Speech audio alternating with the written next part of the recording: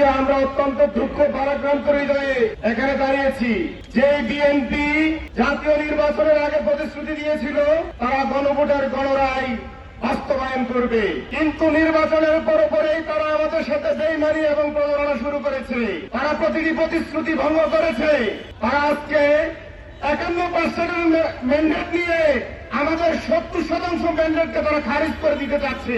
আমরা তাদেরকে বলতে চাই, যদি আপনারা আমাদের 70% গণভোটের ম্যান্ডেটকে না মানেন, না বৈধতা দেন, তাহলে আপনাদের 51% সরকারের বৈধতা আমরা দিব না। আমরা আপনাদের 51% সরকারকে ছুড়ে ফেলে দিব।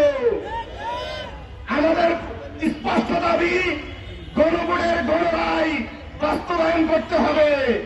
এই রায়ের মধ্য দিয়ে সংবিধান সংস্কার পরিশোধ করতে হবে, যেখানে আর কোন ফ্যাসিস্ট হাসিনা তৈরি হবে না। আর শুধু জুলাইকে স্মরণ নয়, 5ই আগস্টের পরিণতিকে স্মরণ করুন, তাহলে বাংলাদেশ সঠিক পথে আগাবে। আমরা চাই না রাজপথে উত্তাপ তৈরি করতে। আমরা চাই সংসদে সকল সমস্যার সমাধান।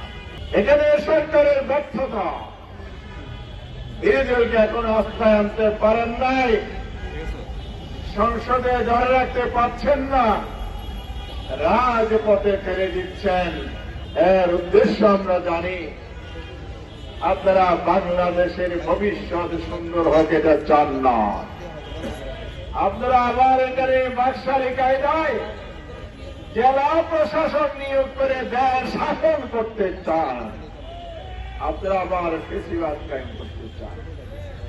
সেই কারণে জনগণের কাছে আমরা এসেছি। যেই জনগণ জুলাই বিপ্লবের মাধ্যমে ফেসিবাদকে রুখে দিয়েছিল, সেই জনগণ ইনশাআল্লাহ আরেকটি জুলাই বিপ্লবের মাধ্যমে সকল ষড়যন্ত্র রুখবে।